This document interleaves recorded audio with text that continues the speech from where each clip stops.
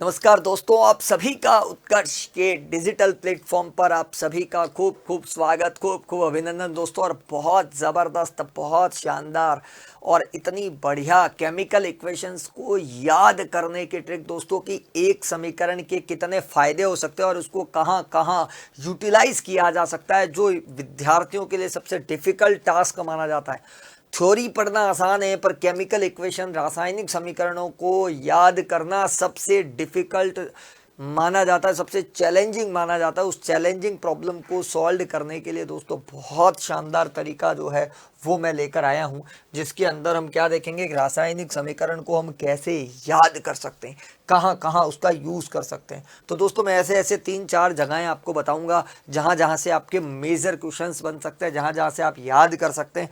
उसको याद करने की एक टेक्नोलॉजी, एक ट्रिक लेकर आया हूँ। ज़रूर एक बार सभी विद्यार्थी जो है उस क्लास को ज़बरदस्त तरीके से शेयर कर दीजिए, लाइक कर दीजिए फटाफट से, नहीं किया है तो, और वो बड़े ध्यान से सुने कि उनके लिए इतना यूज़फुल क्यों है ये क्लास। तो सबसे पहले दोस्तों, जैसे एक समीकरण मैं आपको बता रहा हूँ, जैसे अगर आपको कहे संयोजन अभिक्रिया किसे कहते हैं या योगात्मक अभिक्रिया किसे कहते हैं, बिल्कुल ठीक दोस्तों। तो संयोजन कहें, योगात्मक कहें, एक ही बात है। ये तो हो गया पहला सवाल, इसका जवाब भी वही होगा। देखो एक सवाल ये है जिसका जवाब सेम है। दूसरा सवाल ये है, हमारे पास x कोई पदार्थ है जिसके विलयन का उपयोग सफ़ेदी में हो रहा है। x कोई पदार्थ है जिसके विलयन का उपयोग जो है वो हो रहा है दोस्तों सफ़ेदी में। ये दूसरा सवाल आपके सामने है, वो भी ज़रा देख लिया अपन ने। अब हमारे पास जो तीसरा सवाल है वो भी अपन देखते हैं कि दोस्तों बिना बुझा चूना व जल की समीकरण लिखें। तीसरा सवाल क्या है, बिना बुझा हुआ चूना व जल की समीकरण को लिखें। हमने ये चीज़ लिखी, आपने तीन तरह से इसको तीनों तरीके से चकनाचूर कर दिया अपन ने। हमने कहा दोस्तों अगर हम तीनों तरीके से उसको चकनाचूर कर देते हैं बहुत अच्छी तरीके से, तीनों का आंसर कॉमन निकल कर आ रहा है। वो आ रहा है दोस्तों यहाँ पर CaO प्लस H2O। तो ये अपन ने लिखा है कैल्शियम हाइड्रोक्साइड। ये अपन ने लिखा है दोस्तों कैल्शियम हाइड्रोक्साइड। हमने लिखा है CaO प्लस H2O, तो ये बन गया है कैल्शियम हाइड्रोक्साइड। ये क्या बन गया है, कैल्शियम हाइड्रोक्साइड। तो आपने क्या देखा कि ये जो रिएक्शन है, अब आपने लिखा x कोई पदार्थ है जिसके विलयन का उपयोग सफ़ेदी में, तो सफ़ेदी में ये काम आ रहा है। और x पदार्थ क्या हो गया आपका, ये हो गया आपका x पदार्थ CaO। अगला सवाल बिना बुझा हुआ चूना, ये बिना बुझा हुआ चूना है, इसी की रिएक्शन हम पानी के साथ लिख रहे हैं, ये जल, तो ये हो गया इसका आंसर। और यही अभिक्रिया हो गई आपकी संयोजन अभिक्रिया, बिल्कुल ठीक।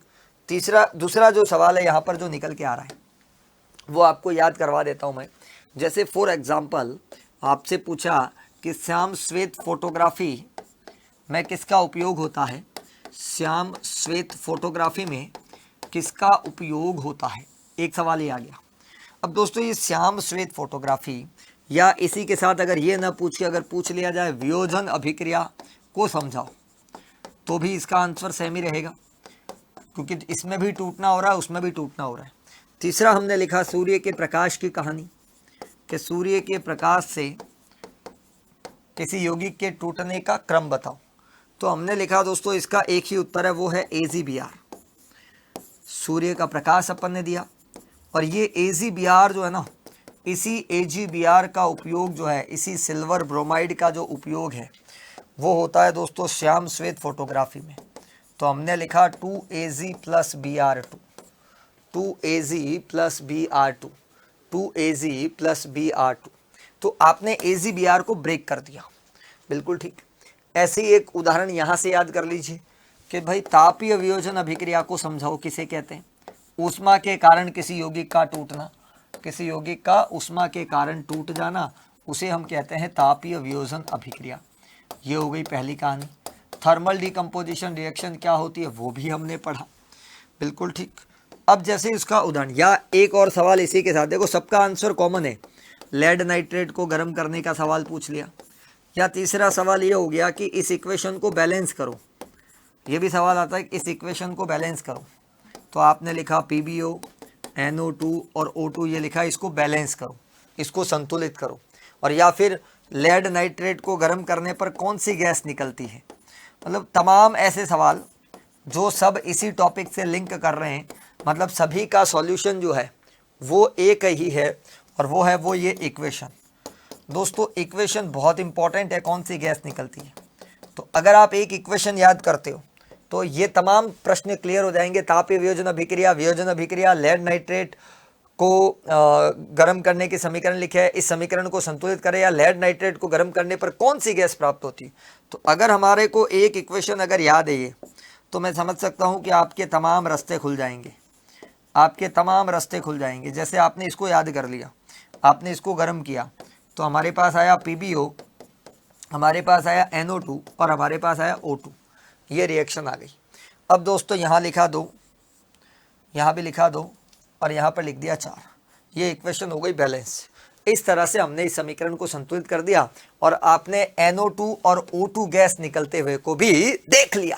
बिल्कुल ठीक, मतलब 4 सवाल उत्तर 1, प्रश्न 4 उत्तर 1। इस तरह से मैं कहना चाह रहा हूँ आप इस लॉजिकल अंदाज से, इस ट्रिकी अंदाज से अगर आप स्टडी करते हैं तो आपको बहुत बड़ा बेनिफिट है, और बहुत बड़ा नहीं बहुत ज़्यादा बेनिफिट है, जिस पर अपन ने बात की।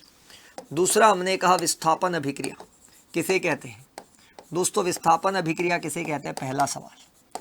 दूसरा सवाल है भैया रेडॉक्स अभिक्रिया किसे कहते हैं। हमने कहा दूसरा सवाल क्या देखा, रेडॉक्स अभिक्रिया किसे कहते हैं। ये हमने दूसरा सवाल भी चकनाचूर कर दिया, इसकी भी चटनी बन गई, ये रेडॉक्स अभिक्रिया हो गई। बिल्कुल ठीक कहानी है, ये भी आपने समझ लिया। हमारे पास तीसरा सवाल है कि कॉपर सल्फेट के विलयन में लोहे की कीलें डाली तो क्या परिवर्तन हुआ। कॉपर सल्फेट के विलयन में आपने लोहे की कीलें डाल दी तो नीला रंग गायब हो गया, तो ये लोहे की कीलें हमने डाली, तो दोस्तों ये भी एक सवाल हो गया। बिल्कुल ठीक। तो विस्थापन अभिक्रिया, रेडॉक्स अभिक्रिया और लोहे की कीलें, ये 3 सवाल मैंने एक साथ दिए, पर इन तीनों का उत्तर एक ही समीकरण में है। इससे बढ़िया क्या निकाला है संदीप सर ने आप सबके लिए, तमाम जो है परेशानियों के बावजूद एक हल, और वो है CuSO4 + Fe। ये Fe जाएगा और Cu को हटाएगा, तो ये बनेगा आपका FeSO4 + Cu। ये अपन ने लिखा। ये विस्थापन अभिक्रिया भी है, ये रेडॉक्स अभिक्रिया भी है, क्योंकि यहाँ पर O था और यहाँ पर अगर देखा जाए तो यहाँ पर O नहीं है, O गायब हो चुका है। ये अपन ने देखा CuSO4 + Fe, FeSO4 + Cu। कहानी का गेम ओवर कर दिया, बजा डाला गेम, बजा डाला गेम, बजा डाला गेम। फिर दोस्तों मज़ेदार बात, और मज़ेदार बात अभी थोड़ी अंत किया है, आपको तो पूरा चैप्टर याद करवा दिया। एक सवाल आया द्विविस्थापन अभिक्रिया किसे कहते हैं। बिल्कुल ठीक, 2 परमाणुओं का परस्पर आदान प्रदान, समीकरणों को याद करवाने की ट्रिक दी जा रही है। या आपसे सवाल पूछा जाए अवक्षेपण अभिक्रिया किसे कहते हैं, तो दोस्तों ये भी सवाल साथ साथ निकल रहा है। या आपसे पूछा जाए तीसरा सवाल, या आपसे पूछा जाए तीसरा सवाल, सबका उत्तर सेम ही है कि भैया सोडियम सल्फेट व बेरियम क्लोराइड को परस्पर हमने अभिक्रिया करवाई, हमने कहा सोडियम सल्फेट और बेरियम क्लोराइड, हमने उसकी परस्पर अभिक्रिया करवाई। सोडियम सल्फेट और बेरियम क्लोराइड की हमने परस्पर क्या करवाई, अभिक्रिया। हमने कहा अवक्षेपण अभिक्रिया, हमने कहा द्विविस्थापन अभिक्रिया। दोस्तों इन सब का उत्तर जो है वो एक ही प्रश्न में निकल कर आ रहा है, और वो रहा ये सवाल का उत्तर, वो है Na2SO4 + BaCl2 और हमने लिखा 2NaCl + BaSO4। तो ये जो बना है वो अवक्षेप बना है, प्रेसिपिटेट बना है, और ये जो प्रेसिपिटेट बना है इसी को ही हम बोलते हैं प्रेसिपिटेशन रिएक्शन, अवक्षेपण अभिक्रिया। और ये डबल डिस्प्लेसमेंट भी है, और यही रिएक्शन है सोडियम सल्फेट को अगर हम बेरियम क्लोराइड के साथ रिएक्ट करवाते हैं तब ये होता है। तो आपने एक इक्वेशन याद करने से 3 सवालों को हल कर दिया। फिर एक सवाल ये भी निकल कर आता है भाई हम श्वसन को ऊष्माक्षेपी अभिक्रिया क्यों कहते हैं। हमने कहा भाई हम श्वसन को ऊष्माक्षेपी अभिक्रिया क्यों कहते हैं, ये भी एक बड़ा गजब का सवाल निकल कर आ रहा है। दोस्तों श्वसन C6H12O6 ये अपन ने लिखा, इसकी क्रिया हम ग्लूकोज के साथ करवा रहे हैं। CO2 बना, H2O बना और ऊष्मा बनी, ऊष्मा का बाहर निकलना ऊष्माक्षेपी अभिक्रिया कहलाता है। ये एक और टास्क पूरा कर दिया दोस्तों। इक्वेशन बैलेंस नहीं, इसलिए इसको बैलेंस कर दिया 6 और 6, और इधर भी 6, इधर 6, इधर 6, इधर 6।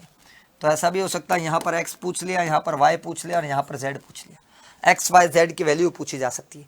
या फिर अगर पूछा ग्लूकोज का ऑक्सीकरण हुआ तो भी वही CO2 H2 और जल बनेगा। तो कहने का मतलब है तमाम सॉल्यूशंस आपके सामने हैं, हम एक एक प्रश्न को गर्रे उड़ा रहे हैं, बढ़ते जा रहे हैं, हमारा कारवा बढ़ता जा रहा है, हमारा सिलसिला बढ़ता जा रहा है दोस्तों। तो इसी तरह से हम आगे बढ़ेंगे तो बहुत आनंद की अनुभूति होगी हमें। उसके बाद अंतिम जो है एक लास्ट मास्टर स्ट्रोक जो संदीप सर यहाँ पर खेल रहे हैं, रेडॉक्स या अपोपचय अभिक्रिया किसे कहते हैं, ये अंतिम और स्ट्राइक, मास्टर स्ट्राइक जिसको बोलते हैं, वो खेला जा रहा है। इस पर भी सवाल आता है कि किसका उपचयन हुआ और किसका अपचयन हुआ, मतलब किसका उपचयन हुआ और किसका अपचयन हुआ, ये अपन ने देखा। CuO plus H2, Cu plus H2O, ये अपन ने देखा। बिल्कुल क्लियर कहानी है। यहाँ पर O था और यहाँ पर O नहीं है, ये अपन ने देखा। यहाँ पर O था और वहाँ पर O नहीं है, तो इसका मतलब है इसका तो हो गया अपचयन, और ये H2 पहले अकेला था और इसका हो गया उपचयन।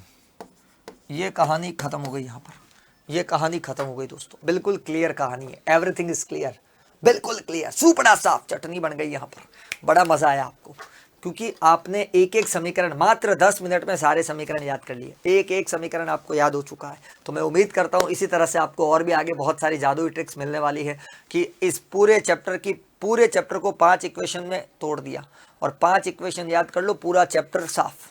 5 समीकरण याद करें और पूरा चैप्टर साफ। तो बहुत बहुत धन्यवाद, आप सबने देखा, और इसको जरूर अन्य विद्यार्थियों तक शेयर करें ताकि उनको भी बहुत बड़ा फायदा मिल सके। दोस्तों, आपका एक शेयर लाखों विद्यार्थियों को अंक दिलवा सकता है, तो शेयर करने में कोई कमी न रखें। बहुत बहुत धन्यवाद आप सभी का।